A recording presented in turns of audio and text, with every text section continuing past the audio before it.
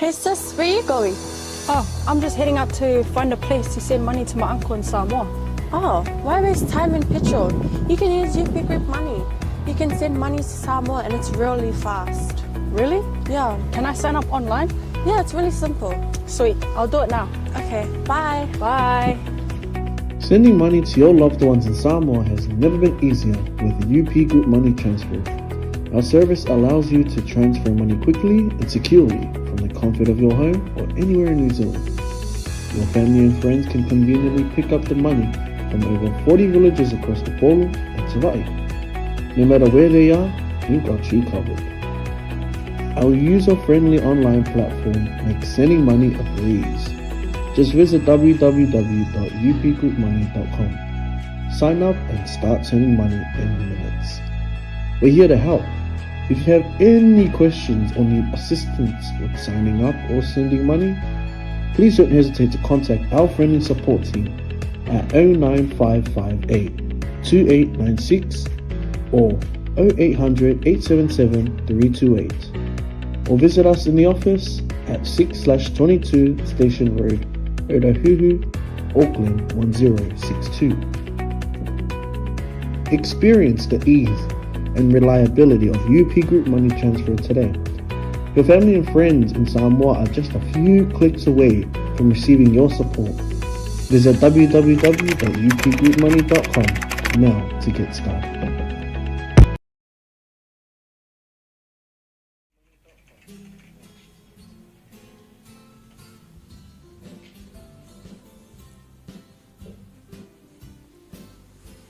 Ia, i ele tu nei tae fau, ia ore tātou malu tae au whaleanganga nei pe on masani e. Ia i tae au tae tasi aile i amataina lale tātou polokalame, ia ore asi i o tātou amata mua i se talo. Ia vaile tua lo mātou te mā. Mātou te vivi ia tu lava i lau o fio, ia i le nei fwoi tae au fau lo mātou o tua. Ina ua mātou au nia mai le nei a sofou, le mālama o nei a sofou, e foai ua e whao popo mai. Ia i aso lo mātou ola. Ia o mātou au mau nei lano langi e le whaia mo i mātou. O umaona e tā pena le no fuanga i lo mālo e whangavau, mo i mātou lo mātou tua. Peita iane ta maa le nei tai a fou ina ua mou, mali atu le pō ma le pō liuli sa mātou momoe ma mālolo ai. Leo o mātou ala whai mai. Le nei tae au mātango fie. Ona mātou vivi i atu ai lea i lau o fio. Ma whafo i atu le taulanga o le loto whaatai i lau o fio. A wae le se mea o ea i mātou ta mā. Pau a lea ua nau le leo. Wa e tu tonu o mātou tangata. Mātou te wha leo atu ai o le vi inga i lau o fio. O ana e whaia i mātou mo sowi inga ro mātou atua. Ta maa whaftai. Whaftai me tele. Wa uma ona e tā pena, wa uma ona e saunia mo i mātou. Mo le nei fo i aso fau no mātou atua. Ia o whaftai ta maa e lo manatu mai. E ui lava i no mātou wanga sala ma se i o ruma no mātou atua. E mātou te tali tonu. O oe ole atua e tele, ma muti vale loa lofa i o mātou tangata. Ta mao le nei tae au, i ole a masauni ma te whasoaina la upu. O masauni ma te tautalangia la upu li tae au, le nei ta mao. Ia o se ngaluenga e whaia fua, ma te le iloa o se mea, ma te vai o i ma ua o tangata. Le ala leo o mua i o na ma te talo ma wala ua e i lau o fio i lo nofo a lei. Le nei tae au faulo mātou atua. Tama, liu walo mai au fufonga. Ma e ta lia la matatalo i le tae au le nei. Ma te mana o mia lau fisosoani. Ma te mana o mia oi, ta mai le tae au le nei. Anganga pa ia a fio mai oi. A fio mai oi te whetalai e moli o lau upu. Ia i le ai o fina ngalo maloto o lau nuu. Mou tangata e maise o lau e kale sia pa ia i le tae au nei no mātou atua. Tau lava ina ia whao ngā mai o mā leo. Mau mā ngutu wha ngai o i fo i o mā lau lo whaiwa. Ia e wheta lai pēa oia ngā ngapa ia e te mori o. lau upu o lau fe'au ma lau sa vali le tae au nei o mātou atua. Ta mau o mātatalo ia i lau whaunga. Le whaunga le ngausi aia mo uma. Le whaunga le awhiwhi ai i ma ua. E nā tia ai i ma ua i la roifo o le tafu e o lou satau. Ai wheta lai pēr o e anganga pa ia. E te mōri o na upu ma lau fe'au i le tae au le nei lo mātou atua. Ta mau o mātatalo i le loto mau ma le loto matala.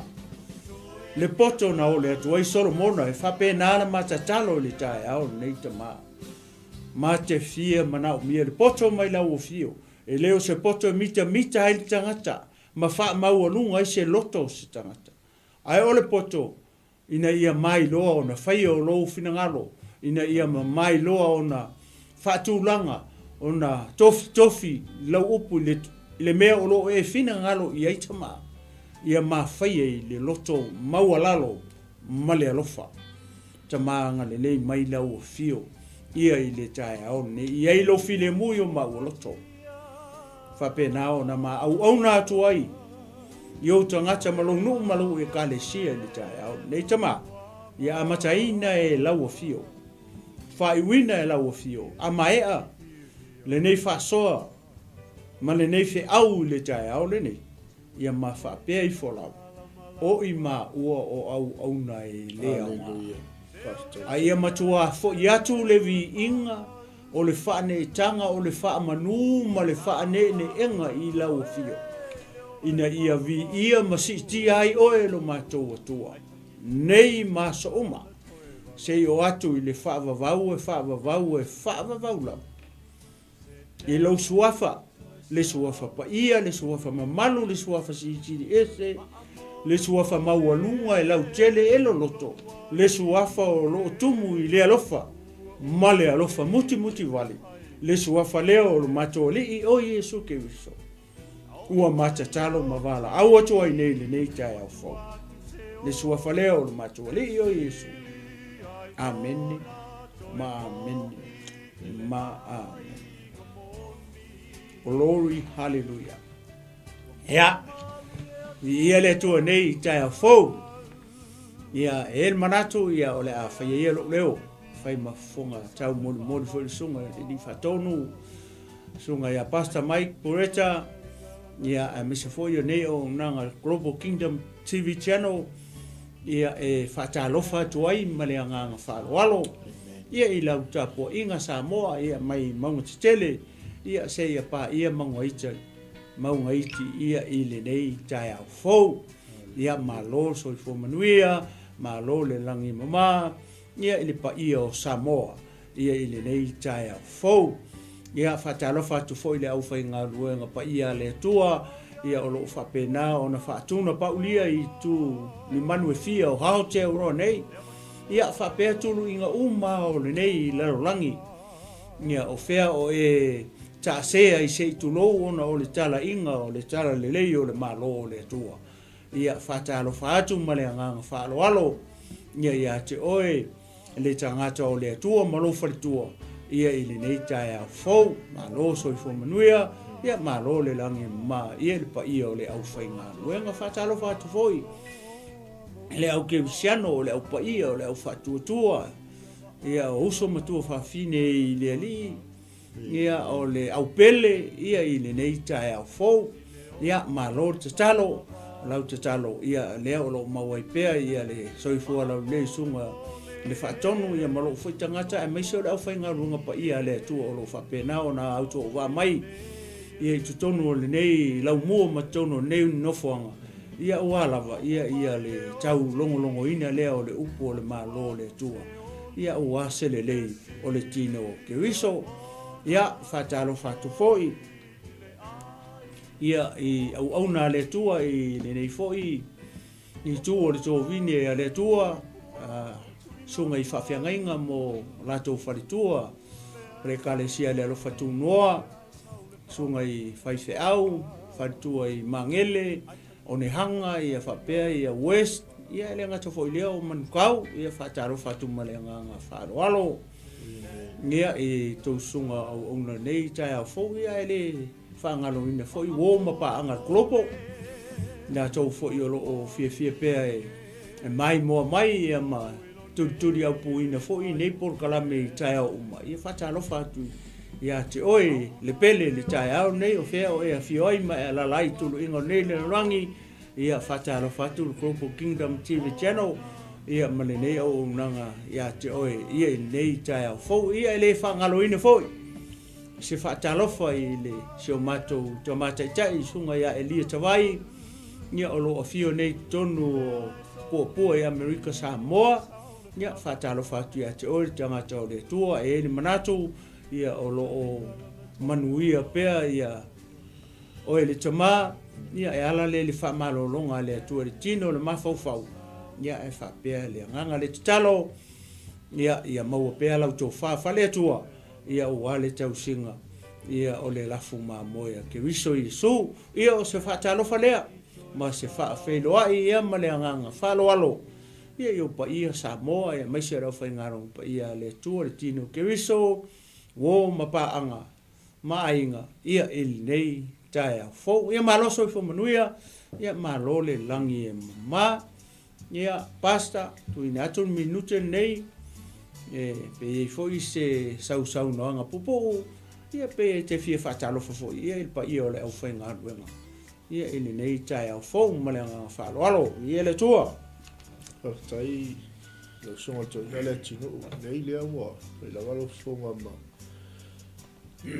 fatalo falta po kala belli tai au ma lo le so fu mo ia le tua inga malenga falo ia le tua ai ta tele i ola le ta mata upu ma ta tusi tai au ia na si o to e fa pa tasi e tu lava tai au ne mo le tusi anga le anga fa tai tele ia ta to sponsors ia na ua e tanga ia nei lunga screen ia na ua tu ai sponsors uma ia la tau ia o loo tu mai foi le tau au ma soson mai ia le nei foi ministry ia ua lava ia le tala ina pea ia ma le longo ina pea o le upo le malo le tua le whamemoe ina ia lawe ina Samoa ia le ngata ile ia tele ni nganga mo le malo le tua mo le tua ila le nganga whaptai tele i tatu sponsors oma i company ia maiseo e kalaisia le ngata ile o na le tua ia matua whamani atu le tua ia tapena ina e le tua awala uma o tele mano no ia awala utapena le tua whamani atu ai ia tau pisinisi ia whapea e kalesi ia mise au na ale tua mo la tau wharitua ia o se toe whapai atu lea e mori atu lea ngang whaptai tele whailo leo whai mafonga tau mori sunga le li whatonu pasta mai ia e toe mo mori atu li whaptai tele ia tato sponsors ia ili nei tai a fom lea ngang whalo ia le manatu ia ole atato anga ilo ile tato tusi fai tau le tato tusi nei tao ia pe fai fo tato fai ka nga kusi ya wa ku fo ya nga fai ka nga kusi ia ole me ana pe a fa pe finga ngalo ile nga pa ia ole a mo se tato tusi mo se tato fa malo si ile tusi o ngaluenga le valu olona foi pula e lua se fulu maleonu ia se ia o lava i foi pu muri o foi pu le fast food lua ongo ko fulu fast food ia pes fulu ono ia foi pu ko sa ole pas ia wa o foi leila mela lu fulu ono fast fulu e fio vezes fast food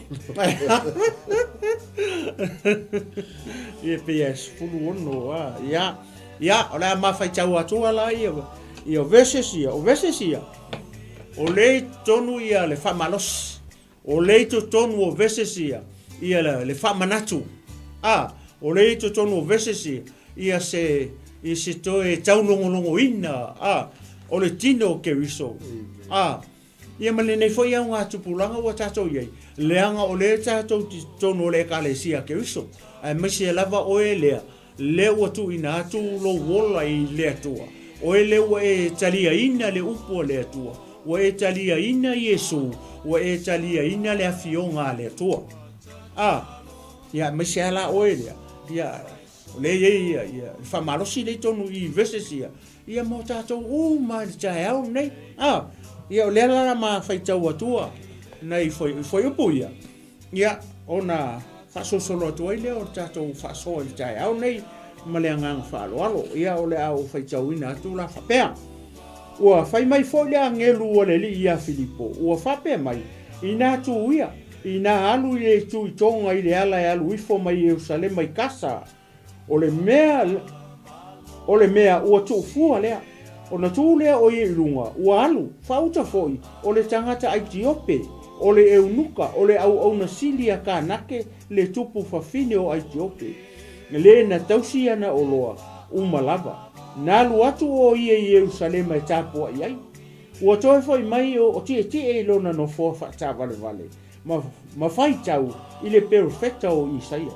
ua fai mai le anganga ia Filipo fa lata atu ia ma e fatasi lona no foa fata vale ona momo e atu le o Filipo o falongo atu ia te ia o fai tau I le perfecta o Isaia ona fai atu le o ia po ua e langona I mea ua e fai tau ina ua fai mai o ia o te ma fai a fa pefea pe ale fasino mai se tasi ia tau ua na fai mai fo ia Filipo ina alu ae la te nonofo maia o le foi upu foi o le tusi ua na fai tau ai o le nei pei o le mamoe ua taitai ina ia fasia pei o le tamai mamoe foi ua I luma o le sele fulu e le tangi e le whapea foi o ia ua le tautala mai ona po o lona wha mau alalo ina na ave se ai lona wha mansinonga o ai foi se na te tala ina lana tupulanga awa ua ave se lona ola I le lalanga ua fai mai le eunuka ia Filipo ua whape mai so fesili atu ia te oi ua fai mai le nei mea le perfecta ia te ai ia te ia ea po o se tasi tangata ona tautala atu le o Filipo ua fua I lea lava tusi ona fola ia te ia o le tala le lei ia Yesu ua ane fo I la ua I le ala ua o I le tasi vai ona fai mai lea o le eunuka fauta o le vai sea ea se mea vau ia ai au e aua le papatiso ina o au ua fai atu e Filipo a fai ua e tali tonu ma le loto atoa e mawhai e lava ona tali mai ua tali mai o ia ua whapea mai o te tali tonu o Yesu Keriso o le alo o le atua ia ona fai atu lea o ia whapa u mai le ona fua whaatava le vale ona o ifo lea o ila ua umai le vai o Filipo male eunuka ua na papatiso foi ia te ia ua e la ua nei le vai ona sengia leo Filipo e le anganga o le li ua le to e loa ia ele eunuka ua halu foi ia ilana malanga male oli a ua ilo Filipo I a sota ua halu foi o ia ma fola solo le tala lei I ai uma lava ua o lava ia I Kaisarea. Praise the Lord. Vi ia le tua ni nei tai au. A mai sau po fai kau kus. Ave se vi inga o le tua. I le tatou tuti le tai au nei. Samoa. Ia le ua e whanongo I ile. Foi upu ia no o fai taua. Tua. O le matua I matango fie lava. O le tele ma le ano ai. O maufe au le totonu I. O le tala le pe a tatou vava ai. O le tala I le tala I ngā Filipo. O ane nafi. Le sa matala noa atu I a Stefano. Le ala sa mafa manatu atu e. O Stefano, o le ata o Stefano. Pe e fauringa mai le mata opule na matala noa atu ai ena nafi. Iti a kono ia nga kukofi I le urua I ekalesia. E pe o Stefano, o ia o le taitai ti a kono. Po o ia o le ti a kono koi inga. O le urua I ekalesia. Ai vava ai e le lisi nai e. E umaloa se te whano. So olo markanka lea. So olo ma Filipo. A tatou vava ai la i le tala lea. Leo o tatou whalongolongo uma i leo o whai tau atu di tae ao nei mo tatou peo na o whai atu. O le ke le ia. Ma le tele o fe au ma wha malosi. Ma wha manatu. Le ko kongu o fwoi upu ia. A tatou vava ai la i peo na ma whai atu ana nafu. O le tangata leo Filipo. Leo a whaila na tala inga i. O le tangata nga umalose ke whango o toto o moro ma le tangata le. A o a i anga va o a qualifications o tangata ia. O ti a kono i nga mawhasoa ko i ngafi. O le a. O le tangata e tau le leia. O le tangata e tumu le anga pa ia. Ma le tangata e poko. O anga va a ia po characters ia. O tangata lenga filifili e ia ti a kono e to fitu lenga mawhasoa ko i ngafi. A le piwa natu fo le kauso o mai a. Fo le inga e mangaia. E le lei mortino ke uso. E le lei mo tatou le totono le kalesia ke uso. E le lei mo le au fatua tua. E le lei mo o le te mai mo maritai au nei. E le lei mo maua. E le lei mo tatou uma. O se fa manatu mo tatou uma. Pe a fai o oe o se tia kono. Pe a fai o oe o se au tulou. Pe a fai o oe o le au auna le tua. O e kapiango, o e kenge pese. O e kakang palau. O e ke kaka simpo so ame nai te. O le au na le tua. O le ala u roti ute.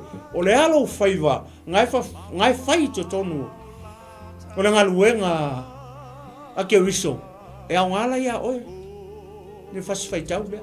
Ma le tangata lea. Ka kou au maia se a o a onga. Mai i a Filipo. I lana ngā luenga leo wa whai. Ue vai e.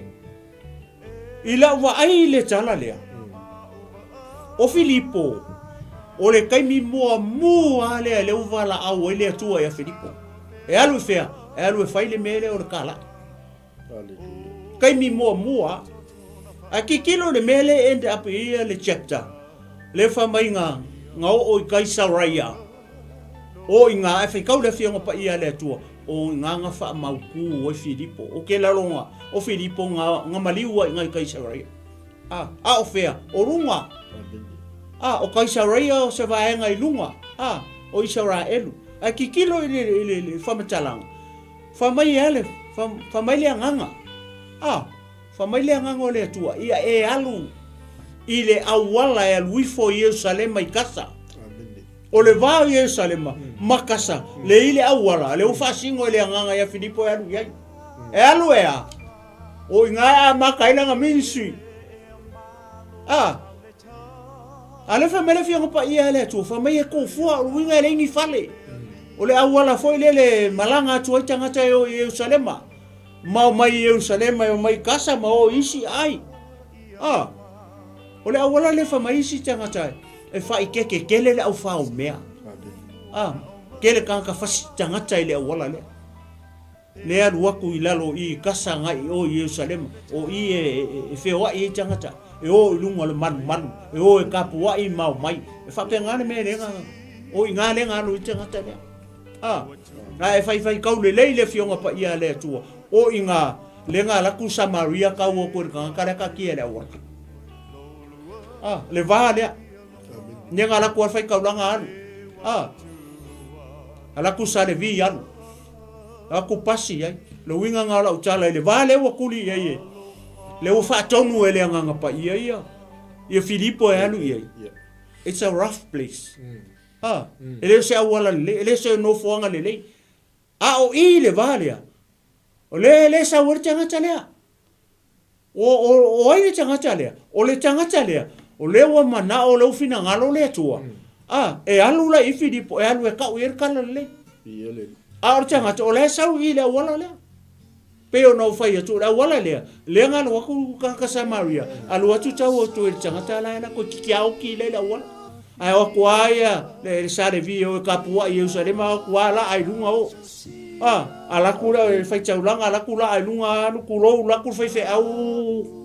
la ai lunga aleva ia ko le fa me ko ki a oki Amen. ele se no foanga lele ele se awala lele le nga maka ile ministry ai a Filipo ale ale me ole se au nga ole me le na fa so atu ia ya so le e kumule nga pa ia kama ia Hallelujah. o tanga te tau le leia o tanga te la ile poto le anga o me nga la inga fili ai ele au apa skolo ma pe teuru ma le au makua le ulu e kalesi ale le fa mai tu lunga ye halu la ile awala le mai le usikai ele ifa apea nga fa yaku me nga ilo mo tanga te tau le leia Amen. tanga te tau le leia o tanga te usikai fa ku fa fa sa wa tau e ka di city america me le se o California ele ifa apea nga fa me le nga o le tua si Amen. ongi pe o lota e fa ku lunga la fa fa ko fa ko ku lunga sola lunga le manga mo lunga la e pa ka sola ku i ka mai monga di ola na me nga oye fango e ki nga i ko o ku mar fa nga o ko fa le ko ngoi malanga fa nga o kinge ia i ai sia ma fu le le uskai ma fu le fa tu tu ai ia le ala pasa le o amata tu fa pe o le tu tonga i le ala ya luifo mai Jerusalem mai kasa refa mai o le awala ya luifo mai Jerusalem mai kasa o lona winga o le kangaka ua fo i mai Jerusalem o le fele fa kuku e le kangaka o le fa kuku mai lalo i le ai le o kasa o kasa o le ai o Filiskia kasi le tribe o Filiskia Amen. o kasa le nga 5 tribe ya kango su ngai kong nga tribe kasa kata Eskelona o ai longa e lima tribe le ala wa fatonu ia kulo lunga anu ro ia pas ina tu le manga ia yo kala le o tai le o ama tu fa O le awa manino. O le upu mon. O le sitangat. Afa tu le au na le tu eno. Ai tu atu lunga nga al le sika ai fa ti la au na ya. Ai mfungu mai ya. a ho la si ele tu wow A le mana i o le mele. Ua fai mai fo ile angelu o le ali. Ele o se angelu o le. La langi nei. langa kere angel wa Iyo. La ngai foi angelu le ngo mai maleri. Ele lenga belo mai lunga. Le ala wo mauna. Tala tol ina. ele tu So onga mengol tato mayan nafi. Le ngo tangata taule leia. Tangata lo fa tumuina le nga pa ia. Ale poto. Mai la yo le fionga le tu le tato amata fe pule lo sumo le. O fai mai fo. Le angelu ai ale ali ia Filipo. O fa pe mai ina tu ia. Ina alu le tuito. Ile ala e alui foi fea mai Jerusalema i kasa. O le mea tu fua. e ko ngava or Atal noin mea tu fua so le o ie mafuta i male atua. O ie la ngona i le nganga o le atua. O ie koe refine ai le mea. foi le pe se vai va kai pe o vai va foi e que falo moi sa va ia le va o como é que mala mai E se ala vai vau ga.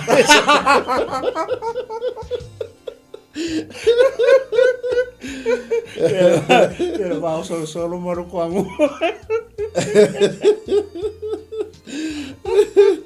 ele tua Ale mata mo fio le fionga le tua. Fai mai le angelu le li ia Filipo ina tuia. amen Ina alu le tuitonga. ele tua Ska na ka fa kul fai awe alu se sa la ko alu se. va ko ari ko nga la ko ari ma ko A fa te alu sa vai la ku solo ia America sa.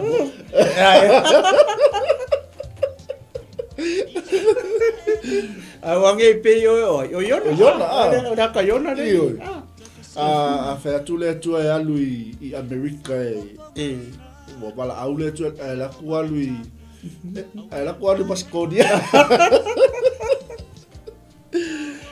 Hallelujah. A fea tu le tu e fo i sa mo o saule bala au ai musu fo ya. Ai. Koe foi o le mai lo ko lua.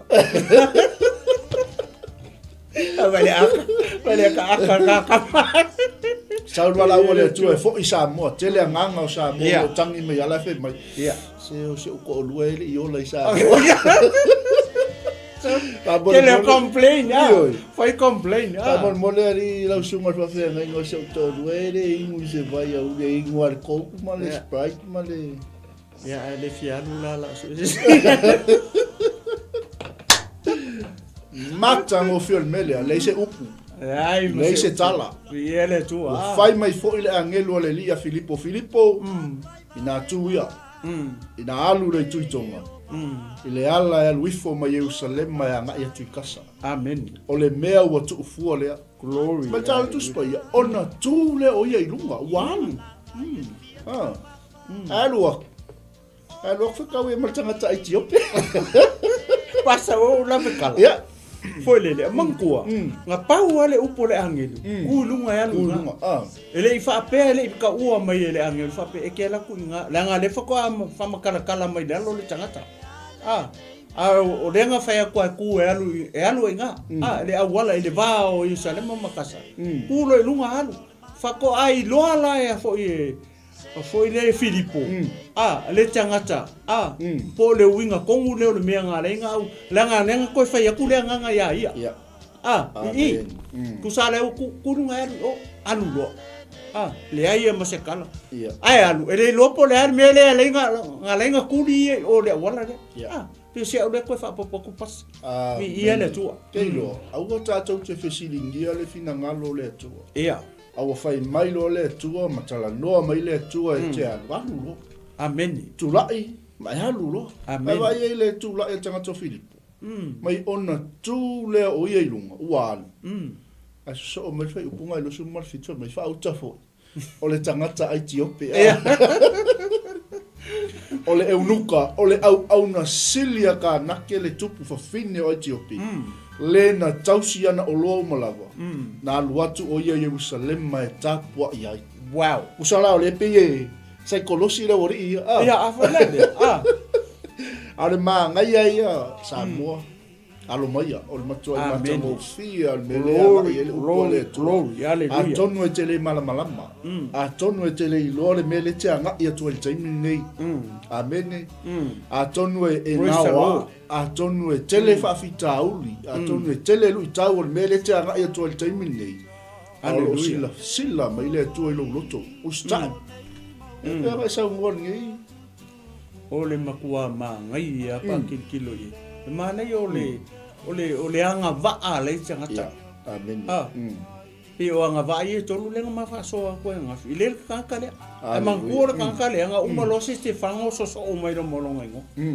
Pe me nga ko fo nga le ma ngai ke le ka ku le nga ka ko fa lo longo ye na fi mata to tala tana no fa pe.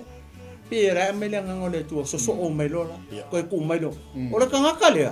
O le ki a ko fo. O vai de mene o fai de teatro. Ale que a com olha. Olha.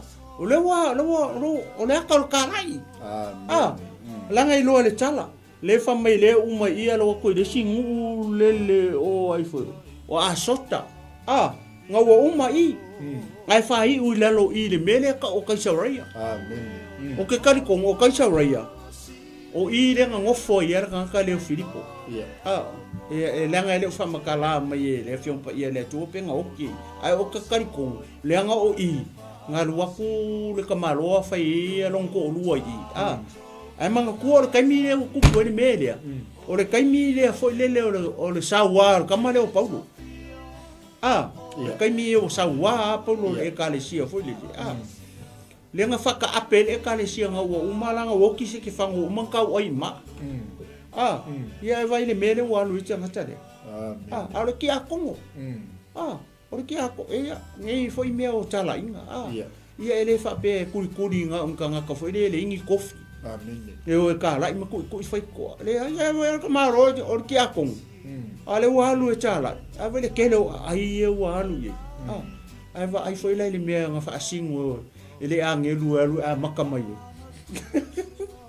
Makamai me ni fale. Maka me ngofo anga le ngofo inisi. O le ngofo anga e feo I tangata. O mai Jerusalema o aku I kasa o isi ai ele nga o kasa. O wala ia. O kele o le au ngau I me au fasi o kangaka I. Ale o kuli le fa kuli nga ele angelu alu inga. Ale la ngo fa ko a ngai lo ingai le mafu anga po le recent wala I fa kuli angelu alu o kangaka le nga o ku ye. Amen. O le tangata lea, o lona winga, o le fina ngalo ia. Ia le tu akilkilo le kangaka. O le kangaka o loa mai sefe au mo kako uma. Wai vai fa o le tangata whamea o le kangaka e alu Yerusalema e kapua ie. Ro winga, o le o langa o le tangata lea, e fia e alu Yerusalema e kapua ie. Ai akilkilo le mea lako le kamalo, o le makua mamao o Ethiopia. Aki kilo ya Ethiopia. Ia ki mai lunga I South Africa. E nga Ethiopia. Vai me la ko. O ka se mamau. Asia o la ile hanka. Ile kamalo ale. Nga ke fia mala mapea. Wala winga nga pa ka ki kilo kala. O fese ka nga kai fo I mai o lo fo I mai Jerusalem le sa do kapua ala sa wa la nga va le fai ka o merkus pa ia Amen. Na ka wa ko la fai ka kus pa ia ka malo Hallelujah. o ka ko e fo mai lo ke u lo ko ka va le fa ala ko le kus pa ia ka malo o le nga fo I mai sa halu kapua ai ka wa ko e ko le ko Filipo si da fiele le ia le tu le lo ko ka Amen. me le wala inga senta I le tua langa au onga e alu la e kau I ele mea tau o le tala le mai male ngo Yesu ele mana kaka le Yesu o le ale kusi renga la ko fai kau o le kusi fanga la Isaia 5:3 mai le fia malama o tangata o la wa fo I mai o kele lopo le ale kusi renga la unga o Yerusalema le lopo le kusi rea fu le foi mai ole o le wa confuse le kamalo ile fa makalanga mangkuor fe ngai ngakuai Amen. kele kanga ka le ona le tula fono o le fai ka war kula fongo le nga mai mose kusi e limo tora ale ala e fai ka o pe le nga la unwa ia sesi o Yerusalem ale pi wa le o sa wa o ka se mamau o le sa ko nga e fai ka o mai le Isaia le 5:3 vai ka fai ka wa Isaia 5:3 ngai le ko apia mai le kusi le nga le fai ka wai le unka le kamalo pa ka kilo ele fa mai kamalo ka mai kamalo e pokor kamalo ole o su kusi o bookkeeper kamalo le langa accounting Amen. ka mai kamalo vai le lofa o le tua au si la mai le langi le tua ile ngau or kamalo le nga ke fia lama la I le vest le le o fai aku le angelu uso sau alu ole sau kelu ele ka uala ele angelu po le ale langa mission le la lu fai fo ka ngai loi o ko ai loi o Amen. ia pe lo winga ma ngai akele so Amen. ko ke fi ele pe ko ke la vai foi po ru ia mari fa alo pasta ke leo le o ngale mo ka ko uma Moni. nyanga upo le tu mo ka ko uma e o ai tatou e o ai tatou e fa tonu ai tatou e fa poto ai tatou ile ami tonu mangalu wenga le lei umalama pe on fa mai e Paulo I longa kali fa nganga o Timoteo malanga fa lo pasta wi ia le ali Moni ma fa mau. O tangata le alu Jerusalem e tapua. Ele se tangata o tangata e tau alo tangata. Na ngale fe meltala tu spa ia. O le au na sili. O le au na sili a ka nakte le tuku fa finge o Ethiopia. O le tausi ana o kaka e mo ka mai o tangata. akamai Ale ala alu Jerusalem mai tapua. Ai le malama. E lo ala in mele ila lo ifo. Nga wa ai atu al tangata o Filipo tangata le mai ona mo e atu le o ia. O whaalongo atu ia te ia, o whaitau lea. O whaitau perfecta o Isaia, mai o atu le o Filipo ia te ia. Soli, po ua e langona e a i mea wa e whaitau ina. Ia le atu. Ai wa ai le pulu nau o tangata. Ia, a foi la le. Le pulu nau o tangata ma le fo'i mai. Ia. A lea laea. A lea sa koe whaikau. Ia. O ngolea, o le fia malama. Lea lai whai mai tala tuspa, ia whai upunga rusu mai valu pa e sila ia. Ai whai mai ua toi fo'i mai o ti e te ilona, no fua whaatawa le vali. Ma whai tau i le perfecta o Isaia. Nanga taxi ia. O le maangai al me, ele o le ae muli ta i le anganga i le alu o tangata leo Filipo. Amen. Kei loa o ke me ke usikai e. Ele tu ula fo'i ina i tātou ele anganga o le tua. Ia. A sa whai pa lusu mula i whai mai, ua whai mai le anganga ia Filipo. Whaalata atu ia. Ma e whaatasi le nano fua whaatawa le vali. Amen. E whai mai le anganga e whaalata. So le, ai ka mo e koi ngā. Ia. Ai whauringa mai foi lele makaukia o le ulo e kare sia matanga tai le kaimi foi lele o lama kua e lai ma ko whakumuinga ka kare anga pai. So le a nga ave anga pai ia kama luinga le penga kamo ia lai lele lungo le ia. Pa fenka ko lo langa sengia le anga pai ia the end of o le chapter. Ia. Chega po ia. Awal fa wa se ia kamala ngalele i. Ya, mai sa popo di ele tu ne cha wa. Mai sa popo, mai sa ameni. Mengi mai sa ameni ya.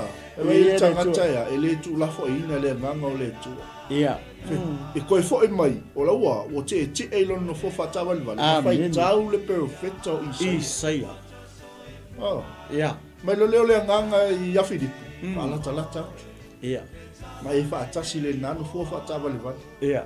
Ai sau lo fe po e tolu su mai ona mo e atu le Filipo. O fa longo atu ia te ia. Ia. O fai tau il perfecto o Isaia. E sili lo Filipo. Ia. Manga ia. Toli. Well. Po e la ngona e i mea e fai tau ina. Toli. Ai vai le tala tangata no fai. O e malama i mea ke fai kau. O le mele lenga ua o tangata pasa. O le fia malama. O le anga o le kula fongo. O le fai kau le kusi o Isaia i fea. Fea ngai kuai por fea ngai ngafou. Amen. O le fea ngai kuai. Ale le mele la tuma Filipo. O Yesu. Kuso o le fea ngai ngafou le la. Mga kua o le fea ngai ngafou. Nga ke reveal linga le fea ngai ngakuai.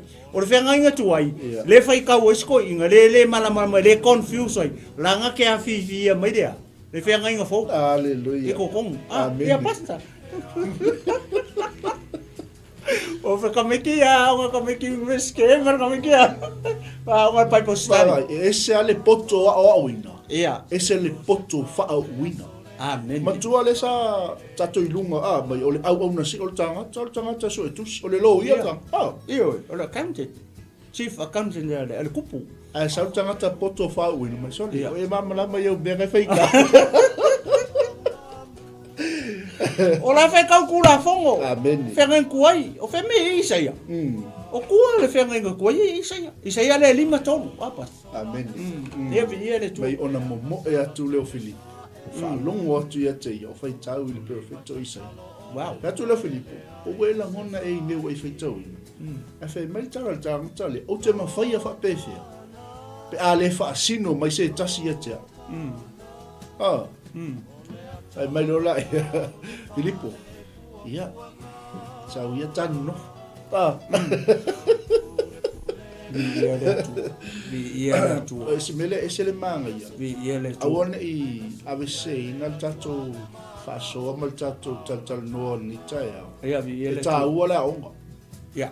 E ta ua te le onga fa lau te le i lo malama le upu le tu. Ia le tu. Praise Ai the Lord. ola le tai me ku fa ka se le poto a o ina. Ma le poto fa ina. O ka se matautia. Mas po vi ia le tu. Ole matautia. Ia le tu. Ia le. Ia pe ole Manga ia ngal melu ka ko yen kaya o ni lo sunga chai dale chin. Pala nga pa lo. Ya, manga ia kele so ka maka upu so de a. Ei me. Ole vaenga le foi le o te fia kau kulikuria kua foi le. Pe au kilo pe o fa ko re kanga kau makua hankar kanga fia malam a. Ke ole upu le fa nga mai I de fisilia foi le a Filippo soli o ela ngona ai fai kau vole I wa kene ya o upu le nga fa nga mai na yo tatu tua a le upu le ole la ngona a kau la ngona ke le lo ngai o ka dinga mini o ela nga mai e lo nga se me ai ka ko fai kau fo le fa peritania malonga le fa pe ka ni ole upule le ufa sa mo mai tua ia vi ia le tua e lo loko upu ia foi le jato ngana ai fa ka fa pe ka ni ole understand o ngisi se sila upu ke ka ngora malo ko ngi soli o e mala man me ke fa ko pe au ka ngwa u e fa penga wa manga ya lo foi le tupu foi le loa ma pe ka ko fai ka uma kuselua fai ka le kus fa petania e ko fai ka mare kus fa samo e ku po foi mangaku ka pela upu ya foi le lo winga foi le fa ku le upu le la ngona le nga fisili e Filippo o e la ngon o e la lo nga u me nga fai ka ngisi upu o e mala de ile ves mal foi punga ki fai ko ala manga yo le tali le tamalo fa fe ngo mala ma pa le sisi o le si la me manga o ke ku ua foi lele o le mole tangata foi lele alu e kala le anga Filippo o lang kala inga media o I le nga amaka ile kala inga Filippo nga amaka ka malo ne o malo ka malo le I le ba yo salema makasa fa ku lo ia Filippo lunga ilunga I Israel wa nga ilunga langa le end apu le chapter I le mele o Kaisaria ilo la tantonunga mala o fa ka di tusi le o ngalu manga kua o le kaimi le nga faka ape ile ka le se mangkore o ki se ke fango fa nga Paulo ka ape lo le ka le sia le la ya lo ka le Filippo o le ulua I mission ngale ale ifea I lunga I Samaria le nga fa longo loko inga wakali e Samaria ia le kala le kalia Yesu senta kulo e ko inga yoange ma ilunga wo sen fa longo lawa wakali e Samaria le tala le amang ko Samaria ma Jerusalem ma yuka ele lava nga fio mai Yesu o va mai ale kaimio kupu va mai ale kaimio repoamo mai repoamo kaimi nga lenga split ele ko ele maro aki kilo la I le tala foi le winga lo kala ole kala inga ole tala ina a Filippo male loko le kamalo foi le fakungo le loko tanga foi le fia mala fia I loa le tu ai vai le manga ke lo ile e ke lo le kala le ngo official e ke o e mala e la mo nga feko a fa me kala le kamalo I lunga langa pikia ka ku ave yo pikia fa fengo mala amang ku ole alu ya le ole alu ole alu fa la ka kamalo ole o ku ole ko so fangu aki kila ko ikafa ole mo e ka fa la mo ni asi ave wala ngo mafaye Filippo meia langa ole ave le nga pa ia ole ave le nga ole tu wale fa me fa kala ka ku ia le nga pa ia le fa me nga mo Yo aka mo le so le so de kaido foi ya Elia ka mi foi le nga le nga ka mi le fa ka akim so le o fengi me le fa ikana nga le alu le fa la ka ka malo ale ki kilo ku ia le mo e ka fa I le maka ke o le me le ala fa uso oye mana mai la me fa ya la hola te ka uri makani Ese oe ko nga whainga, ko nga tala inga. Fa fe ngo mala mapali.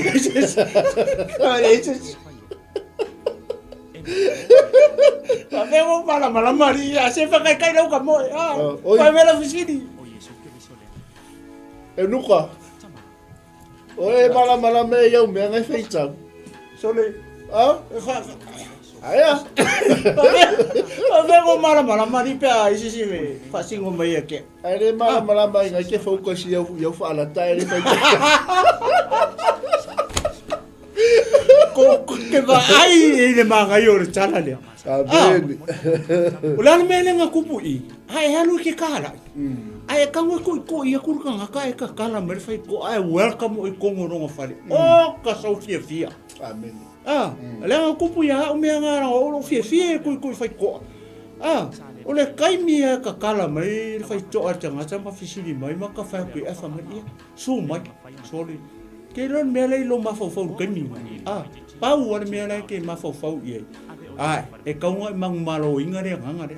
Le ka ngaka leo, ia so mai ala so. So mai ala so mai ko. Vai, ele fa penga fai aku. O e mana. Sale. So ko e bo kiki kau kus pa ia.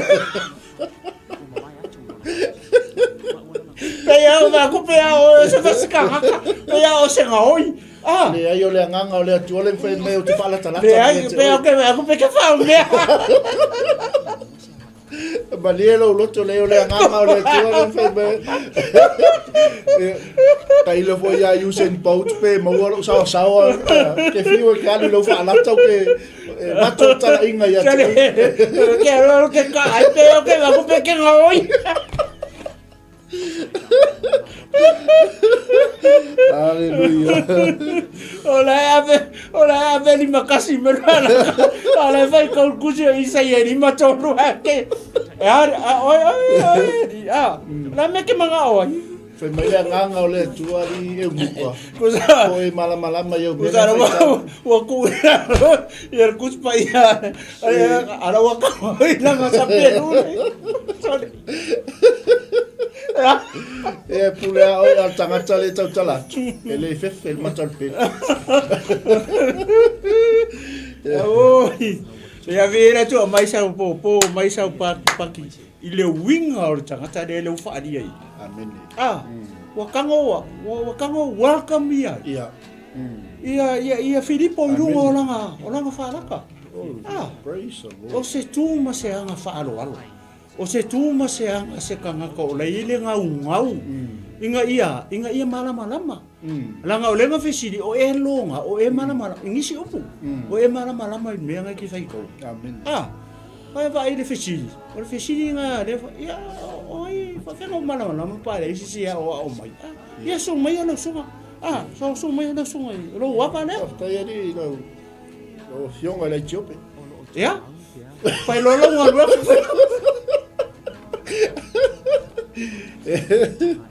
Ia fa tai ho I lau sunga o. Ngalu e kule nganga o le atua I lau sunga ta o fila fala. Ia vi Toi le mafau te vai na luti tamo e mai. Le bale te tamo e mai fentala inga lia e li fatu fale. Wala nga le fa ku wala fala ka. O ka masosaro ba. Pea o se rob. Langa o falong o kala ia so ia. I le wana le dangerous ke. O le ala ka masosaro. Pe o le ke ngofo I le vale. E sa kengi. Aleluia. Ia le tua. Mai ona mo e atu leo Filipo. Ua whaalongo atu ia te ia, o whai tau I le perfecta o Isai. Ia le tua. Ona whai atu leo ia. Uso, o e la ngona e I meo I whai tau. Ia. Pe ila on whaaso atu to ina. Mele tala tangata lea Filipo. Ma whai ea, whapewhia ona o malama pe ale whaasino ma se tasi te. Ia le tua. Mai lo mai. Whaafe lo to ina ia. Ia le tua. Ia tia Ngai ole site ma ngai anga le I. A fa ko le fai ko nga vau. le fai le ngofoanga foi le ingi fale Ia. le ngo foi ni tangata fa me o ngofoanga ku fua Le ingi moli maule nganga le tu. ia Le ingi mato tangata wa ai bela wa ia le fa. ia a foi le lenga senti e le tu Amen. o le ngofoanga it's a rough place o ka ko e ka o kuloa sau e ke alu o Iraq Ia. le va Iraq mai Iraq Pare fiado ale si. Pare fiado Ko pa se pongo. le fa penga Amen. e mala Filipo i wala le Hallelujah. lenga o le mala so i le nga kupulanga i le history o i wala ia le wa senti a maka mai lang kala inga le fa mai alu inga anga ke le lopo la me ala inga alu ye Amen. anga usika ia alu Amen. ku alu Amen. le ai a se ko e fesili ko i le tu ke lo ya le me ari mo walu yo e me le awinga ko se sipe o pomos e me le awinga ko se si o kare la van ko am mau ke nga me ke fasi ngo me o ke alu ye ku ai no alu o nga le o nga o nga va ai le tata kanga kai e fa tu muina le nga o le kanga ka ule le ia ka poko Hallelujah. Nenga fili mai tua. Kala o ma se ke fango le wo ki se ke fango. Ya le wa makai le tala inga Filipo. Ai a makaku i le vale. A mata fo ia mata ia. O tangata unu ese. Amen. Tangata unu ese le nga mai se le mai kapua. Ia i la lo ala ni tai tonu o tu la fon. Hallelujah. Amen. Ke le nga kai mi po ye se fe nga ngo fo de kuspa ia ka mal. Wa fe ka pede ia. That's true. Na kusi ai di ma mose ma le tausi tangata le na mar kusi le isaya de fa ka wele le chamalo Mana ia mele te sau no ile tino u. Tato fa malo sinita e pe tu sile ngalu ngalo tato ia. Ya nga mo tato u mala. amen Ia stama i talale e moli mau to fu tato ai nga tato me e lo fe kule tolu su malu tato ia. Nanga ile tangata fisilia te ole ale fina ngalo le tu fo ile le to fo Samoa ia po o tulanga la wel ngadwenga male wala au le tu ia ola tai moli ba ola tala ile le uswa o pe wala au le tu ai le ainga ni oi fale alu po Papua New Guinea po Afghanistan po Fairlam pe wala au fo ile tu ile ainga ni oi se ele ise me oi e ave ala fa ma mato ai se le anga le ostanga tu tala no mai o le anga o le tu o le fakulge ia matua i toa i tala le pe o ai se no fo anga le ise me oi le intangata le ise me oi ave ala fa na mato ya pe on mele le wa e sa no ni ta ya ai no feta lai le nganga o le to ya Filipo te alu tu lai ina ya lu i fea le tu i tonga no fo nga tu fua no fo tu le vale lo Filipo tau e marta mata la le mana o mia le fa o la tanga ke mis amen o tanga no es ia o ka ko es penga uma ta to Samoa au la ngona lo ale wala au le tu e tula ele ia se me o ia e vai ai ele tu la fo ina ele nganga o le tu Filipo amen mai ona toi fai mai le o le nganga o le ia Filipo ia ona winga o le kaimi a ta to te sta ia elite ka ko le nga le amen ia ma le nganga fa lot ia bi ele tu ma ka mo fi ke le ngi kusi ka fai tau fo te tu fa malosi ia wartino ke uso le tu la ia o le foi pula e tolu lu fo mai o le foi upu foi o le tusi uona faita wai ole nei pe ole ma moi ua taita ina i fasia pe ole tamai ma moi fo i luma ole sele fulu ele tang ele fa pe fo o ia ua le tau tala mai ole isaia le lima tolu fo i po fiku male valu le maule amen pe a fa pe ole isaia lima tolu fo i po fiku male fo i po valu le sa fai ka o ko mano Amen. A eva ai le foi upulea. O le foi upulea lenga a maka ai lea. Le tala inga Filipo. Amen. O le anga o foi upulea le fai kau ka malo le confuse ka malo. A le me manga ai. Le welcome. Foi lea. Ala kunga ai. Ia ka makala ikikilo ku foi upulea. Ia o ila lenga a maka lo langa mori mau. Emang ku o fenga ngo ku ai le kusi le fai kau ai o ko kongo o foi po e fiku male van o la fi mai Yesu Amen. la fi mai i foi po ia o Isaia le lima tolu foi po e fiku male van la fi mai kongo Yesu o Yesu le tonu ke ro o la le upu le fa nga mai o le ma moi o ai o Yesu fa mai ai o ane fa auta ilea Amen. ele te mai ma moia le tua na te ave ese anga sala le laulang o Yesu la le le ka mai ma moia le kong i le kusi a Isaia lima tolu fai po fiku ma le van pe o i le fai ka o ka malo le pe ka o struggle i le ai ke fa fe kai ka malo o si la fia le tua le ngau o le ka malo e fia malama o e vai le lo fa le tua ma le au wala ngai ka pe ngai le o kango sent mai e Filipo o sila le tua le lokor ka Amen.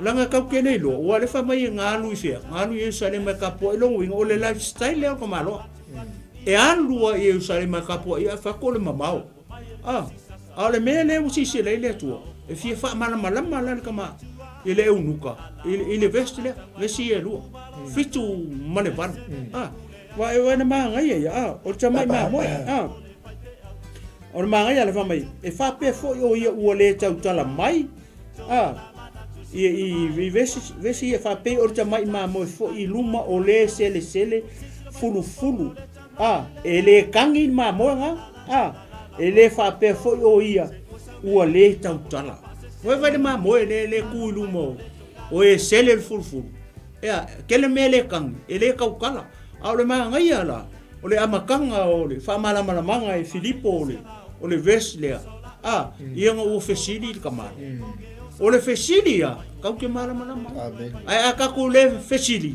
ma failo ka ko fia poko fainga ka ia ka ko mala a ver te malo le fesili ka malo i fesili le unuko fa mai so fesili atu ia te oi ua fai mai le nei mea ele perfecta ia te vai lai loa le ka malo le perfecta le nkusia oi o Isaia Amen. ale ka kikiro kusi le ka fai ka o ngaluenga le wa mai ku luma i le tuso ngaluenga le o apostolo alai malama le fisidi oi le fai Isaia ingisi upu oi le fisidi a Filipo le fai mai le unuka ia Filipo fa pe mai so fesili foi po tolu fa mai o fai mai le unuka ia Filipo o fa pe mai so fesili atu ia te oe ua fai mai le nei mea ele perfecta ua fai mai le nei upu po le ngei kala e Isaia ia ke ai o ai ko saurola ia le fai ungo o le fesili mai ia ke ia o lai fai ia o lai ua fai ia ni Isaia ia po se kasi kangaka ma ngai o le fai ngol fesili Amen. ia o ira o le fesili ira dia le la nga amaka koe amaka kuli wele o le kusi le nga la koe le nga amaka koe le Amen. ai sia la nga fi mali sai e lima tolu le kamai ma moe le o kulu mo o le se le ko le kang o Yesu Amen. le a fi mai le perfecta kuai fenga nga tuai ale fa ko a reveal mai lu mai i fenga nga fo nga kelen ka ukala i Yohane mai fa uta tamai ma moe le tua ake ave ise ang sala ya pasta pe ise me ko si fa po mai ya olela pa mai lola ya olela nga kali lola o fisili ya fa mai tamai ma moe fa pe o le tau tala mai ona po pa mai ona po olona fa maula loina na ave ise ai lona fa masilonga o ai foi se na te talaina lana tupulanga aua ua ave selo na ola ile lalolangi ua fai mai ele unuka ia Filipo fa pe mai so fisile kwa ya le ala po o la ka kala perfecta isaia ya po se iskangaka foi po korfa le ala ua kali lo Filipo foi po tolu lima fa mai ona tautala po nga kali ko ile Filipo ua fua i lea lava tusi ona fola ia te ole tala le lei ia Yesu. Oe vai, ele nga se kasi se kusi a maka isa moli mau, masau kala inga. Wale kusi ele nga maka inga moli mau Filipo ili kala lei. Nga maka re kusi ele nga laku lai fai kawai ala ele kusi. Ole kusi e fai nga inga kuwai. Ole kusi ele nga laku ole fai kawai perfect. Ole kusi ele nga maka inga. Nga maka inga moli mau me fola le kala lei. Ili kama aloa le, or kama aloa muka nga ngau a fi malama le kusi le. Mo vese si e fiku mane varu. Ole i saia le 5 tolu. Ale la ufalo. Pa mai ua fai. Sorry. Ndia la ua maka le vese tolu 5. Ua tautala atu leo Filipo ua fua le lava tusi. Ona fola ia te ia ole tala le ia Yesu. Ua ane fo ila ua ile ala ua ile tasi mai. Ona fai mai leo le unu. Ka fa uta ole vai sea se me e vau ia ia au le papa tiso ino o le ale mele ua mau le moli mau. O le ale mele ua o ile loko le unuka. Wa ele ufa makala mai pa wa mele nga fua lo inga nga moli mau pe kaukala ia i Filipo le kala le ia Yesu. E ko e ingisi pu fa pe o fa kule ma. Ale wo so mai le ua laku la ka vale la fala ka uia ku ka folo o le vai ale o i ka ke lo ai ua tali tonu ka malo ile mori mau Filipo le ua uma fa malama le Filipo ka mai mamo ele ia marka ngaka o le kusi le pelo fekar kusi ele o pelo feka ele o pelo feka le ka ukala ele e kusa marfesidi ale ale unuka le fasingo ko mai mamo o Yesu ale ala o mai lo i ale kiki no ku le unu oia so la na ale ole vai bo sao ia okay longa le ai ia ma se mea la ko ka ofia ia fa tu fa la mo ia bo e loto ia wa e tali tonu ia o karikongu Yesu o le alo a fai wa tal tonu mo lo to ato fai la bo con ia ko la no pano fo a pesa be tongi o ina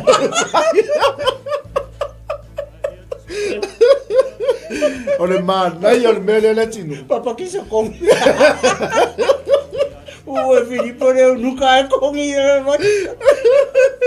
aleluia ole man nai ole mele ska mai mele ko foi like ke ko ka ko foi malo i baptisong ole un ia le vai va ai mamol tanga tai e fatu munya le nganga ole tu lu tala no a tu tanga to Filipo o lo momoli mai ai se fe au mo tato ke lo alte mi ta e senda tato ele nganga pa ia tau te ol tala i o tanga tala fa talia mi tato le ile hanga kele la ko fesili fia malama ia au ta pena ele tu fesili e alwa ko lo malo kala ina amen kai peira le mele no fesili e unuka ia o le ma moi wo tai mai o le afasia tu i lumo e se le ono fulfulu ele tang ele se deu ai e a fua mai na leona fola tu le Filipo ya te ia o le tala le lei ia Yesu po te mai mamo ele feita o le unuka ele malama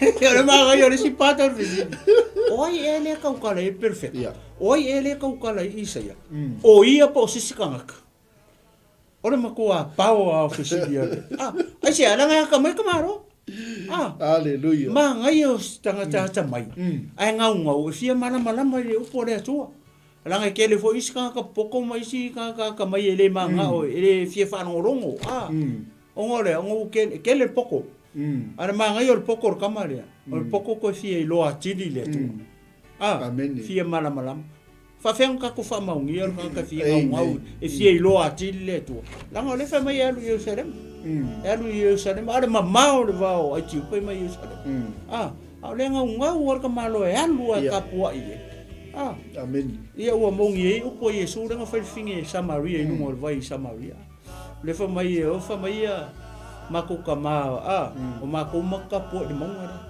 o ko ka po Yerusalem ia ka ko po Yesu ia sa ia le sa ili mele ko ile ile tanga te ka po ile nganga ma fa ma o le mea kongwa nga re o alo fo le tu le ka le ngau inga ia malama inga ia i loa tili le ko le amen tanga nu es ia le ka ko oli e fariseu kala ni ala fa fiki era o ile amen o mau ka ko avango inga o fa fiki no o le tu nga ke mau le yongi mo fa fiki no mai oso mai le vese fururua inga le yone mo fa mai nga fa fiki are o le o le tu ai oso mai le vese fururua le yongi mo fa mai o i la to o e Natalia o ia mafatu tua i lona sua na ia avatu ia o le manuia e ta ua i la to o fa na o le tu oi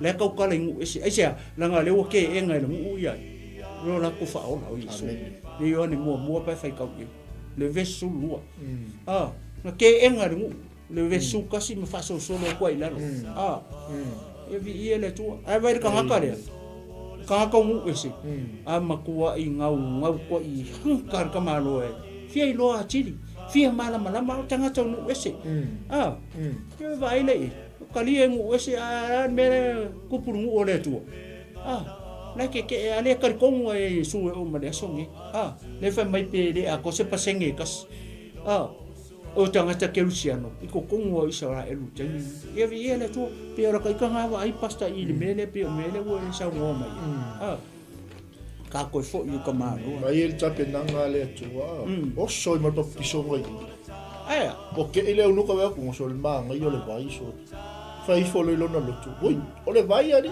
Filippo ia ai mo i lo ka malo o i ka ke lo ai o kalikong amen lenga fesiri po o kalikong ale fa merka malo i fa mai o te tali tonu o Yesu ke wiso o le halo le tua ia aleluia kalikong ko malo ale kalikong le kalikong kala inga le wa malama wow papkiso lo o vele vai fa pau so no fo le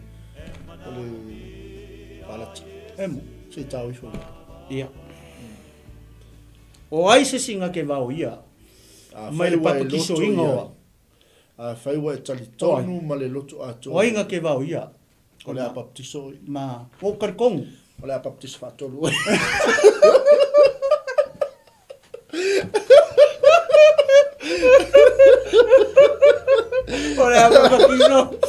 le papa kiso ese me vai nga aleluia ia le atua o ke aka me se popo vi ere tua mo ko le tua mo ka ko ma o se fa manatu wa fai mai le tanga tale te tali tono Yesu ke viso le alo le tua amen o ka so no vinga le ska mai langa le cap le lunga i mai ona fua mai le ona fola e Filippo le tala le ya Yesu longo vinga masalo po le sili mali o ngoi kula le ki e Filippo fa la tai le yo le va amen na fo ye le se mi ngukem fa yo o kali kongo ya ma ko le si ele si wala ka po wala ya ka ko ngi o tau o wala ma fo le e pe la alu o so fo le lungo ala me fa pe ya pe fa pe ku fo le o nuka ya Filippo ya se fa ro le muno kapal o ki ngaro kapaku ngawa ke pero nunca kawang orang kikian fa mela morina ele ma sa fe awa kikian fua ya kikian fa la mo sunga le nunca e no kwale avenga lo fa la tali pe o la fa se fulo el papatiso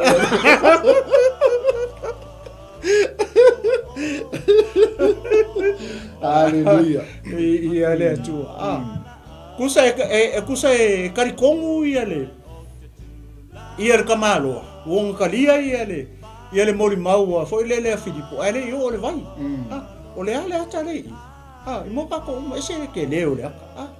Yo ka ko o le taimia tatou te tali tono I matali ia Yesu. What's next? Ka ko papa kisolo le vai. Ia le tu o le aka ngale. Ale fa pe ke fero e ke le salamo. Ka ko papa kisolo le vai. Ka singa o pule I. Ia. Le mere mo o salamo. Salamo te tono. Le ya se si mea karikongu o Yesu o le alo o le to. Haleluia. Le ya se si mea ku me le mafau fau o le. Foi le e unuko. E o inga ka ko ilo aku lawa lawa kango mimilo ar ka var su vangu e me ra ke ro le ide ala vai. E pa poquito. We never knows. So la mauli mo le unuka ile. Ia. Ala foi u le tu ole. Nga kong. De la la fo fa ta vale. Ta la ya luta inga Filip. Ala foi u le tu ole la. No fo fa ta vale mo le unuka. Ke ilo le unuka ve ku so le ole vai le me. Ia, a foi le ale. Filipo, so le. Ole vai. Ia. Le po ke foi le wa mankua vai ka vai so ngo me fa pe o te mi foi le la o fa ka ngo fa mo ko I mai a foi e ka fi ngo me e la le me fonga le pese no le pese hu e mai la foi le ka ai ka e lo ka mai ai foi le anga I lu mai man ia nga fa ia le o ka no le lo po la o manga fa mau ia la ku so fa ngui e o le wa mu anga ka no oi tomu ali le wa le la fa Filipo o fa nuka okay pasta ia so no oi como ale ke ka ka la fa se ka ule ai le lo ele nuka ma Filipo lo wa ese de o la lo so so fongu la foi ule le nga pa ia la wa kai lo wa ese lo kai nga ni nga ide vai e po fu lo so po fe vai ia ko se vai sa vai Peor vai mai sili le.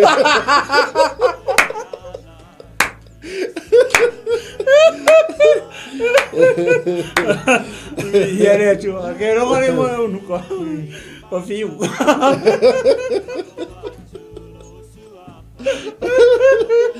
Ia le tu an. Nei cha ma chang o fi ke le ka ko ma cha. E nga mo cha to. Ro I sia o nga mo cha to.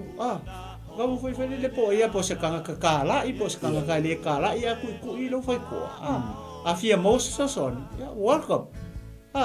E fa pe nga tu manga le ke siano mo tanga ta fa tu. Kai pe o le tomalo le. Io se o nga mo cha to. Ia ai le wa va I kala inga. O fe lo ku o la lo ke sa mai o fecini la o lu se fecini me tanga ia o fa pega pe alu kala o fe lo ku ke o mai e fa pega Haleluia. ia vi ele tu passa pero va ia qual uma ia uma ia Fe mai nga mai on wana papa tiso fo I ate ia. Mai on o ifo leo ila ui I lumo le vai. O Filipo mal e unuka wana papa tiso fo ia te ia. Ina le makau kia le makukoi. ia Nanga le wala mla mafai. Nanga le sa e ta ua I le amatanga o tato pokala. Ule o sengia. Nga nga papa tiso le unuka fe metala tuspa ia ua e la ua nai le vai. Ona sengia le o Filipo e le anganga o le ri. amen Ola le wingo le tala. Pa vai kule pa ele ko no ma ya wo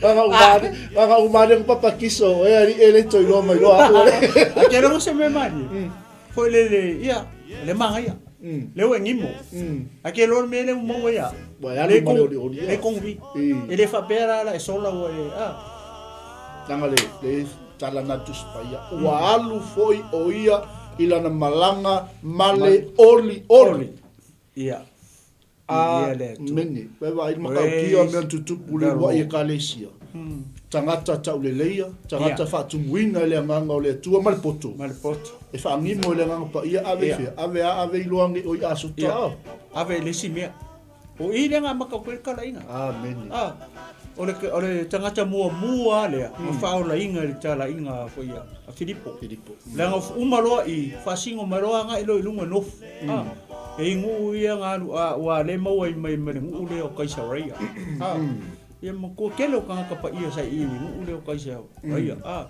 ai fai kau ngi ku mana tu ole me ole si me se mahanga i o kala le ese o kau fa amon mau le si tu i me fo le mo fai kau kusi manga kua o Paulo nga fasi o kua se ke fango o le mafo anga konga nga lenga break up le ka le si fa san no so ai o le team no vala a winga ka le o foi le o Saulo po Paulo e Yesu ke lo po se me ma dire ka le fi nga ko foi mai Paulo i lang malanga lo nga ko sa wa fe i le mele ko ka sa ya ko ke lo ka le sai nga fanga u kau po pero feka uma kengi ngofo la mo mafau le imagine ni lo mafau po le ale mafau o foi leo o le kangaka leo Filipo ya Paulo amang ko Paulo nga va ai le leia i Filipo ke minga kau ai se ke fango amang ola ko ia ko fiku nga va ai le leia e o le mere nga renga break up le ka disia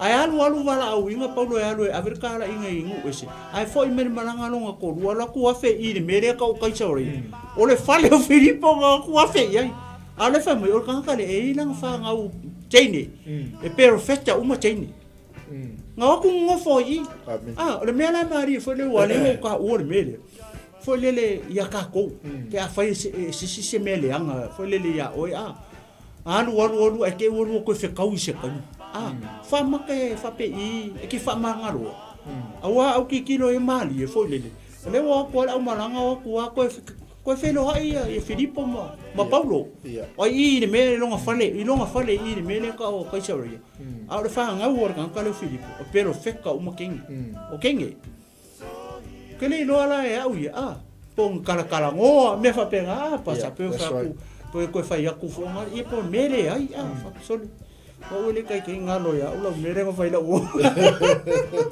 ma tau chai cha ai do mai uso e kai o se me ko ke ngofo ai va ai le mongi fa ngalo nga pio de ala o winga lo tala fo ile ngu le ka umai lenga end up ile chapter le amen ale ko mention mai lung mai le si chapter nga police full walu e po praise God no fo i mai le kala inga long ko ala ko Paulo malanga ko ngofo fa le o ka ka de ia arkeleo le mele anga le nga fai le apostolo ia vi le tu ke lo ngo fa ngalo male auso ngame fa ngalo ko nga ia savadi luma le itoi mana tua se me ia le tu la ngol tangata o ia ke risol tangata fu amen usala le ko feiloa i lungo ngalo tala le praise ia alanga fa pe mana tua fili ai longa ngo fo il falo fili ele karia e o le wala ngo kango mai dunga la ngo ki ku i fo ngale ngol chapter mele o ai mo mo o lava i Kaisaria amen o i ma ko Kaisaria i lunga nof Samaria o le evangelia mo le kamakala i mua le nga ver kala le du pa fiam ka ku fa mauni le fa lo ko i ngo kalia Samaria le tala le ya Yesu amen ya awinga ku lo kanga amen ilunga aku la ka kalo inga ia mawale ang pa ia viele tu basta viele tu la laso viele tu nei vai ngolaso ona sengia leo Filipo le nganga le li o le to i loa ia le unoka viele tu awalu o fo ia ilan malanga male oli amen tangata o talia le faulata ummo na baptisoina le nganga pa ia al me maliela le pe tato fa so vai tala tu spa ia o sengia i le wala le na faula inga le the unknown place le no fuanga tu fua le no faile nganga e Filipo ya lui ai mange mai a ua iloa Filipo i asota ua alu foi o ia ma fola solo le tala lelei Amen. i a ai malava ua o lava i fia kaisa waia Ia. le ala ua alu aku Paulo ua whaolaina fe me Filipo ia sau ia se uso la kiki langa le ua e kau mai Ia. Maliu mai. Ia. O uma ngā aso. ioi Awangi ka e koe. le toi manatua e le Ia. tua se mea Ia. ah Whangalo ngā. Ngai luma le ngā rua ngā rea tua.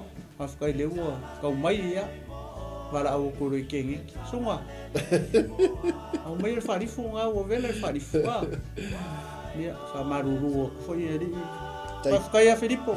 e Kaya kua i lau sunga foi. Mor tala inga. Ia ngā lele tua i lau sunga. Ia maua ngisi a ngā skele mo maro le tua. Whelela e lena ini. Whelela e mariu e lau kalai. Se kani mai wa gatelo. Lenga lena. Langa lela walu langa mamau mako. Ai tiu. Ia e whamanguia le tua i lau kalai inga. tai Le wharangupe o asota asota. Ia. asota o le mana ia o le mea lea le tinu fa fa mo tato ai le la tato fa Ia.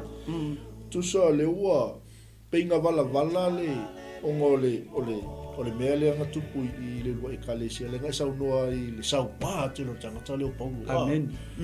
usala le nka ape mai lo i le lua e kalesia vala o mai ia maliu se te whano ta ape mai lo malto afitu le anga le nga Ki tofi akongo. le totofi le la mal tangata le o Filipo nga so o mea se te whano sala lo ngol tala o talinga i fia longo fo ni tai au e sau o le la nka ape lo ia ti akono ne ia ile tala le lei Amen. o no le o le malo le to ale o to e felo ai tamale i o ngafa le ngafa le ngafa taulangi Gafa e tau waku la le ioi e al watu la tala inga Paulo mo ta pena ele to Filipo i Caesarea Amen. le o fai mo fiel tala inga le wa fa mau kui Viela tu. O umanga kai. ioi Kua ngai ia. ia sau Aso ia la le so to kumsa. inga Paulo Ala vaku sau whamanguianga ia. Oe, Filipo. aftai Kusai whafkai o lewa. Whaola inga o le aso ngai o whaola tanga i loa inga. dai Ah. Ia e uia nga leo ikinga. Ia leo ke malanga pea. Koe kiki au o le koe mau. ia na ia luia male oli Ia, whaftai. Le koe awa mau. ne to va ia o i Ia koe mau o kuila. Ai sawia. Ia manguia ia re. Ngā le tua o le awhenga iei. aftai Ia tupu maola maoni a nganga mo le malo le tua i ngā le ainga o o e whele ainga. Asota. Ia a larfi ngalo le tua ma e anga ia kumai o kui Caesarea. ia Ia whamanuia tele le tua ia te oe i tangata o le tua. aftai Ia ma mau eso ko rua ngā mau eso whapoiponga i ngā i tai Caesarea. o le au fo i malmanuia Ia. ia tau tuana ma o ele tala ingol tala lei Tai.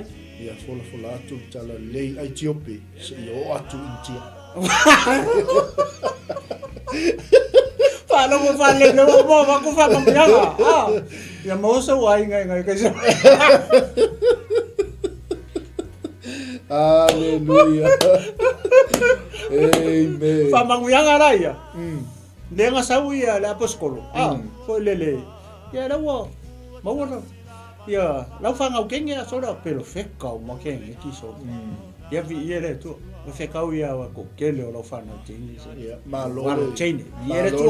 malole sopo e lau sunga i le apostolo. Tau sunga toina. Ya le. Ia, leo tau mai lau sa. Ia o te langona lava o lo te lea nganga o lo tangi mai ala i nei nuu Caesarea. Ia, ina ia luia manuia. Ya. Feiro se aso. Ya. Ele tu nei tu la aso. Ele mana tu male tetu no ia o fa ngata mai I le tato ma luta o fale. Ele mana tu ia fa fie ina ia le tino keriso. Ia ele ngata foi le ia o lo nganga lala I le fia. Tau sami le upo le tua. Ia anga le tua nei tai au se tala se upo. Ia o se mea o le mawhai o na o ia so mai loa ma se poto. Ia anga le anga pa ia o le tua pe o le anga le sa fea ia Filipo. Ia faa toa tu se upu se tala se vaenga o le tala ni ia ua misi o le mawhai o na mai loa ia ma temi nei ia o whangata mai I tātou polo kalame ma le anga whaaloalo ia pasta pe isi si mea ia le a tawhatofa Ia, tātou lau sunga mo le tātou malanga I salai. ia nau ai lunga o le nai te sisi lai folava nau ai lunga te mau ai tono lau telefoni ia nau ai ia whautaranga po information foi le tātou malanga lea mo Israelu ia pe atu sa malifingalo le tua mana umia lo tatalo mai tatalo atu tātou tatalo fatasi ia tu I le tua nei fa moe o le ale aso finangalo le tua e alu ai ia o le aso na ia e tautu ana ma o tatalo mai e fia malanga foi te asiasi ia pe te fia malanga I malanga lea ia o le matou whamitalanga na ue nunga I whamaunga ma information so wanga telefoni ma tūlanga uma. Ia ona e vili mai le te tala no mai le sunga le li whatonu pasta mai.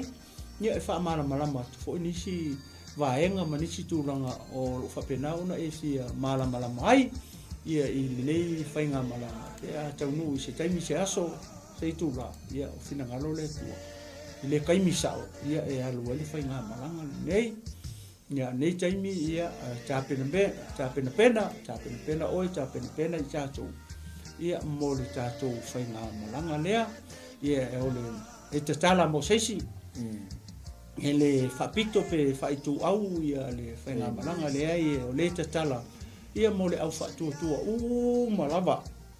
O whea le ka le sia e ngarue ai ma au na ai I le atua. Ia o le uso o le tu fine I le li.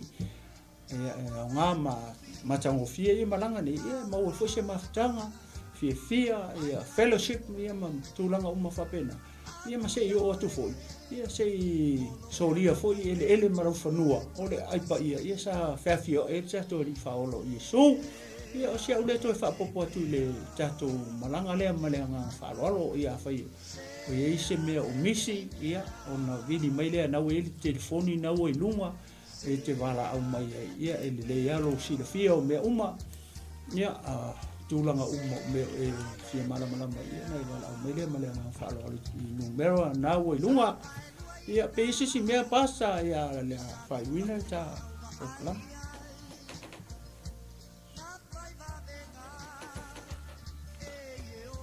ia malo le unsai nei tūla leaso ia e kale sia pa ia le tua ia masalo le afanga mai I le pokarame o le maluta ao ia ai toi ta pena mai o le a soso ia male ai mainu I le ao ia au te al mamau fai se ne foi le tali ai ia la sua vai 10 minutos ia ona toi ai tulo tato ai ia ona toi ai tulo le tato ai mai ia I le o ia male anga falo ia vi le tua ia after time nei avanoa we salo vi le tua ia after tele tamali nei aso o fai wina le tua le ngata anga pa ia fa ato ele nga le tua anga lu le tua se tala mas upu ia ele tau le fa fonga malau sila fa manuia se mato ainga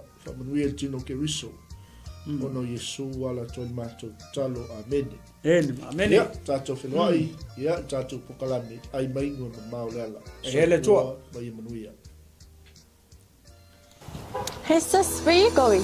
Oh, I'm just heading out to find a place to send money to my uncle in Samoa. Oh, why waste time and petrol? You can use UP Group Money. You can send money to Samoa and it's really fast. Really? Yeah. Can I sign up online? Yeah, it's really simple. Sweet, I'll do it now. Okay, bye. Bye. Sending money to your loved ones in Samoa has never been easier with the UP Group Money Transfer. Our service allows you to transfer money quickly and securely from the comfort of your home or anywhere in New Zealand. Your family and friends can conveniently pick up the money from over 40 villages across the Polo and Savai. No matter where they are, we've got you covered. Our user-friendly online platform makes sending money a breeze. Just visit www.upgroupmoney.com. Sign up and start sending money in minutes. We're here to help. If you have any questions or need assistance with signing up or sending money, please don't hesitate to contact our friendly support team at 09558 2896 or 0800 877 328, or visit us in the office at 6/22 Station Road, Otahuhu, Auckland 1062. Experience the ease and reliability of UP Group Money Transfer today. Your family and friends in Samoa are just a few clicks away from receiving your support. Visit www.upgroupmoney.com now to get started.